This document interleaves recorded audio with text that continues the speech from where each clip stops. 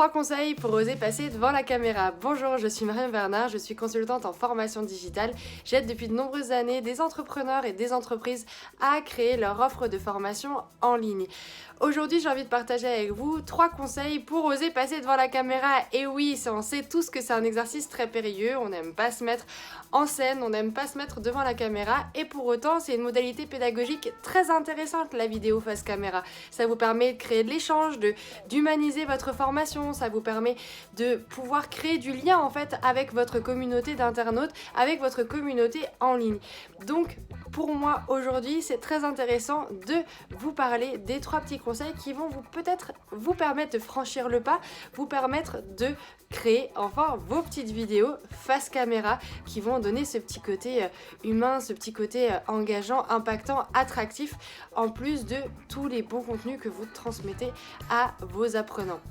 Le premier conseil que j'ai envie de partager avec vous, c'est que il faut vous entraîner, il faut absolument que vous osiez vous tester, vous entraîner, vous vous mettez dans une salle isolée, vous mettez à l'abri des regards et vous essayez, vous commencez à vous mettre en scène, à transmettre un message, à créer une petite vidéo. Ce sera pas parfait du premier coup, mais ce sera fait. Et en fait, plus vous vous entraînerez, plus vous verrez que votre discours sera plus fluide, plus vous aurez déterminé les petits détails qu'il faut que vous gommiez, déterminé les petits tics de langage qu'il faut que vous enleviez, et en fait c'est avec l'entraînement que vous allez réussir à faire des vidéos qui vont être professionnelles, qui vont vous convenir, qui vont captiver votre audience.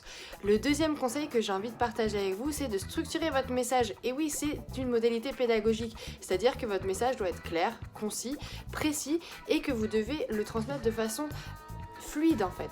Donc l'objectif peut-être avant, si vous n'êtes pas trop dans l'art de la spontanéité, eh bien c'est de structurer votre message à l'écrit, de l'avoir bien en tête, d'avoir peut-être plusieurs grands thèmes que vous souhaitez aborder, et puis du coup eh bien les avoir en tête, avoir peut-être 4-5 bullet points dans la tête pour que vous puissiez, 4 grands sujets à traiter dans votre vidéo. Et en fait ça va vous faire votre fil conducteur et ça va vous permettre en fait de garder cette spontanéité, c'est-à-dire de pas tout prompter. Vous pouvez prompter, mais pour moi ça manque un petit peu d'authenticité, pardon. Vous voyez, je vais pas le couper ça au montage, d'authenticité dans votre vidéo.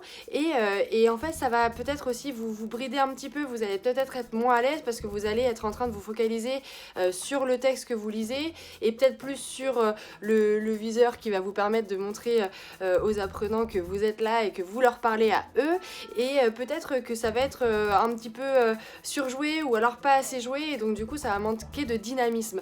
Or aujourd'hui dans une vidéo ce qu'il faut c'est de la dynamique, c'est que vous soyez convaincu du message que vous transmettez pour que ce soit transmis, que ce soit qu'on le sente en fait dans cette vidéo là. Donc moi je serais plutôt partisane de bien préparer sa vidéo avant et de laisser tomber le prompteur et après avoir ce côté un peu rassurant de s'entraîner et de s'entraîner et de s'entraîner. Et le troisième conseil que j'ai envie de vous donner, c'est oubliez tout ce que vous pensez avoir comme défaut, comme détail. Personne va se focaliser sur le petit bouton que vous avez là, personne va se focaliser forcément sur le tic de langage que vous avez scrupuleusement détaillé dans votre vidéo. L'important c'est le message, l'important c'est votre dynamique, l'important c'est vraiment de vous focaliser sur ce que vous souhaitez transmettre et avec l'envie que vous souhaitez transmettre. Si vous arrivez à vous mettre dans une dynamique de comment vous seriez si vous étiez face à vos apprenants, eh bien vous allez réussir à créer cet entrain, cette dynamique et cette qualité de vidéo, cette qualité d'attention que vous allez pouvoir provoquer auprès de vos apprenants. Donc voilà, c'est le troisième conseil, c'est ne vous focalisez pas sur des petites choses que personne ne verra, qu'il n'y a que vous qui verrez parce que vous avez tendance à vous détailler, on est tous comme ça. Moi ce que je vous conseille c'est vraiment de vous focaliser sur la dynamique. Soyez dynamique. Quel est le message que vous voulez transmettre? Transmettez-le de la façon la plus dynamique possible. Soyez énergique. Mettez-vous debout si vous voulez. Transmettez avec de l'émotion. Voilà, c'était mes 3 conseils.